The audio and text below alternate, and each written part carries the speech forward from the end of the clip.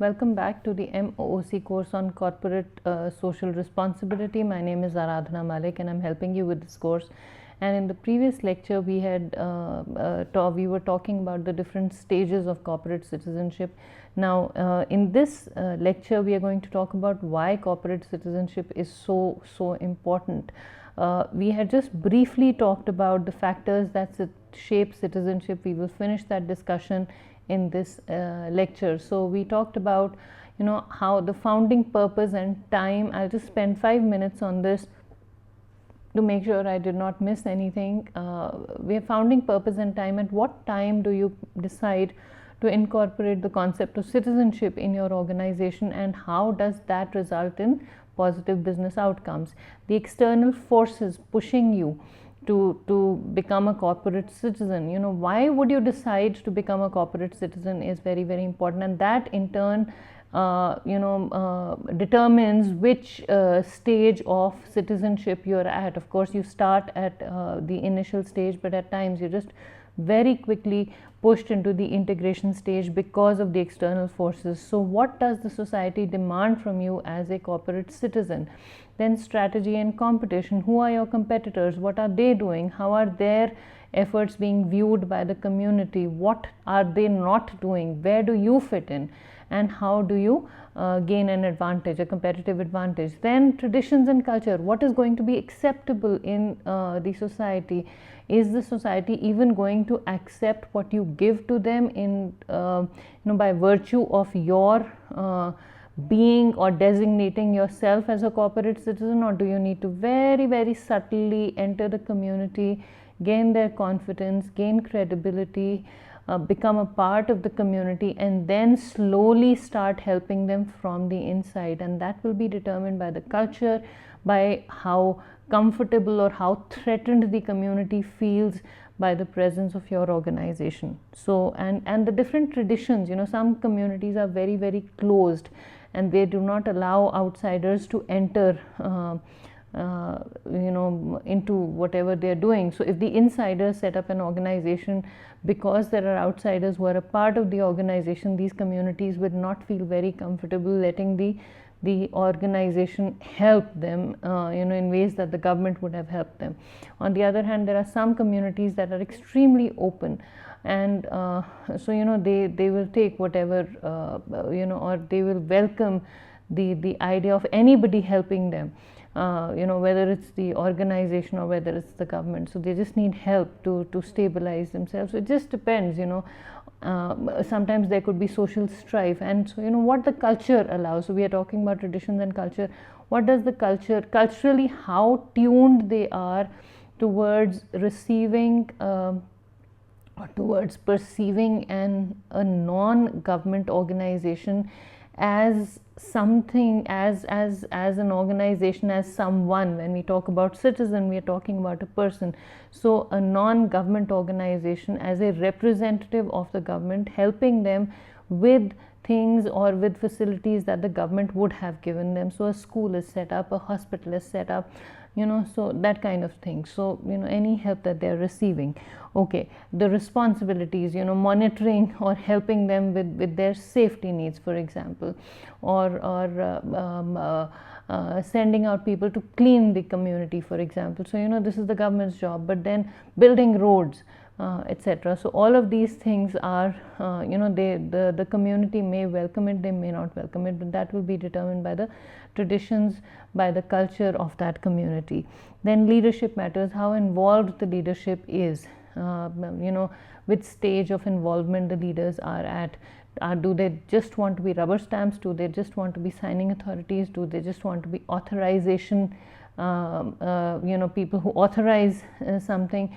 So, or do they really want to be involved? Do they want to be champions? Do they want to push forth their efforts? Do they really want to take initiative and take things forward? So that will decide how the concept of citizenship is shaped in the community or in that particular environment. Pull versus push, I explained to you in the previous class. So it's pull is what the outside environment wants you to do. Push is what you feel from the inside and what you want to do as a member of that community. Okay, now elements and issues in corporate citizenship. Why do we engage in citizenship? First is moral and ethical obligations of the firm. The firm has certain moral obligations, the firm has certain ethical obligations, the firm feels responsible to the community. Then provision of economic benefits. Sometimes, when the organizations help the community, the government gives them certain benefits to do so. Integration, common goals between the corporation and its communities. We help the community because helping the community will also help us serve our goals. So responsibility to stakeholders, you feel responsible to the community. Inclusion of proactive action, we take action so that the community starts seeing us as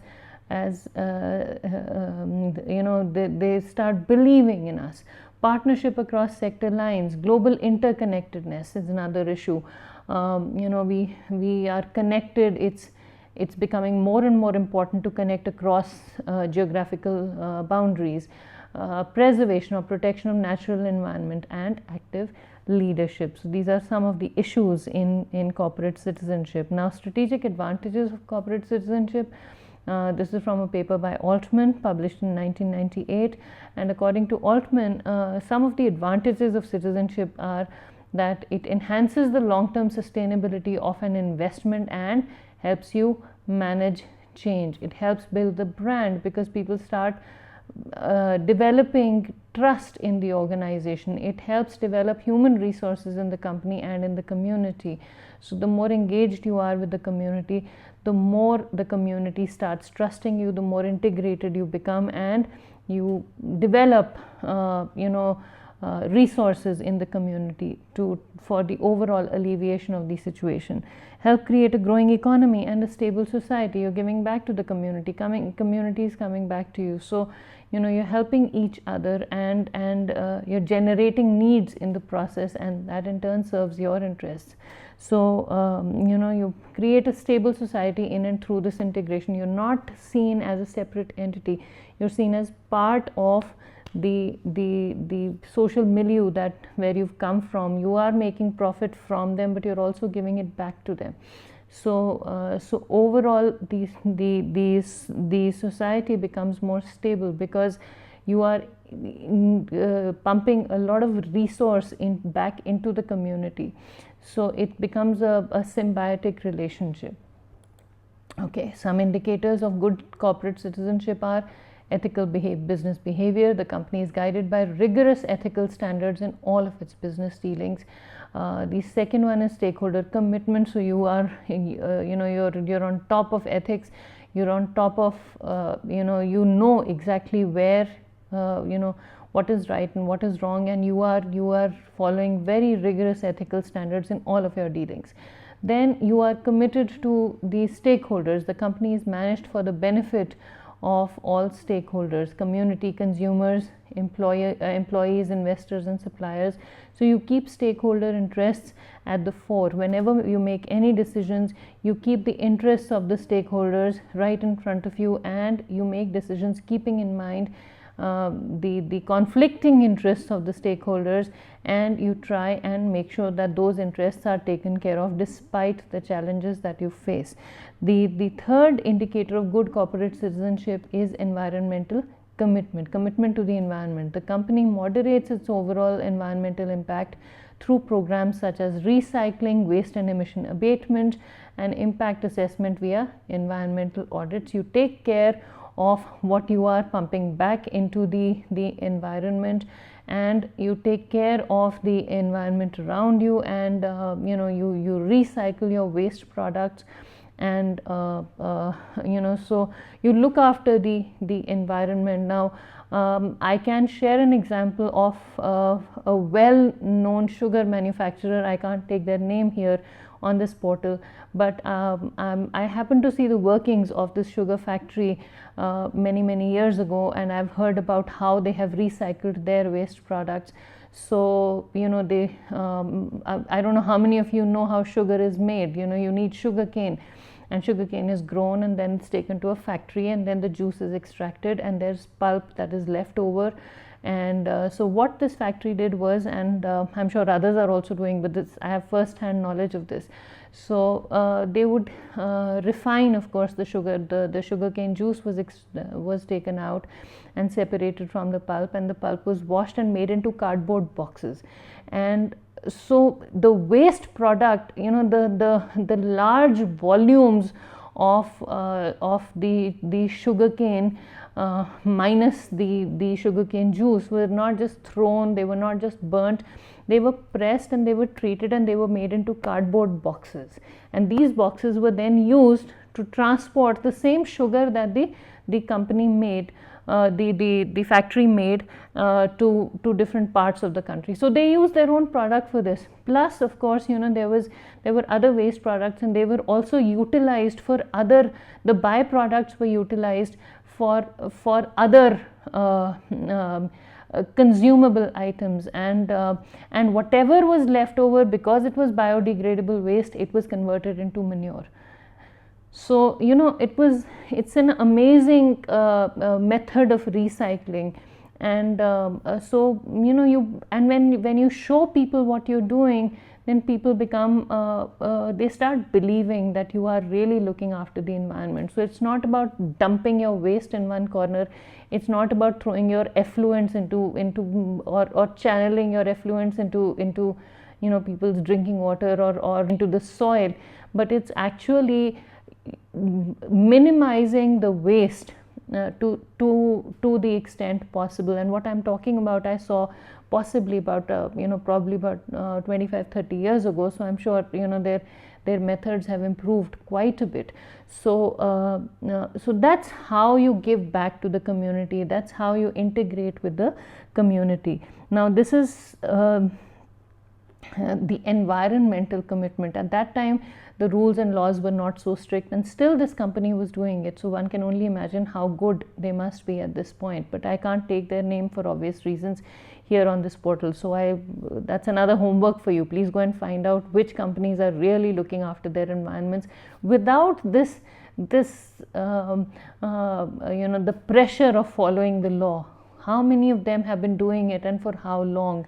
And you'll be surprised to see you'll be surprised to see how many people are actually committed to taking care of their environments. Okay, some antecedents and consequences of good corporate citizenship. A few things that contribute to corporate citizenship are organizational culture, as we talked about earlier. So within this you have market orientation, you have humanistic orientation, and you have competitive orientation. And this is from a paper by Magnan and Ferrell, published in 2001, and they've published a lot of material, a lot of papers on corporate citizenship and how it shapes up. Now so these three, so market orientation, how you view the market, how you view your role in the market, then humanistic orientation, how you how you treat people, how you view your role in treating people, then the competitive orientation, how you view your competitors and how you think you can deal with them. That in turn feeds into corporate citizenship, in the different aspects of corporate citizenship: economic citizenship, legal citizenship, do you follow the law or not, are you proactive, do you make profits, ethical citizenship, and discretionary citizenship. Then that in turn feeds into your business outcomes. So the more integrated an organization is with the community, the more the committed the employees will be, the more loyal your customers are going to be, and your overall business performance is going to increase. So that is all we have time for in this lecture. Now this was again, I was trying to pack everything into the previous lecture, but I then thought I would break it up and share this with you. So these are the reasons why we need to be good corporate citizens and really integrate with the community and help the government give back or take care of the community that we reside in. In the next class we will talk about corporate citizenship and corporate social responsibility. Thank you very much for listening.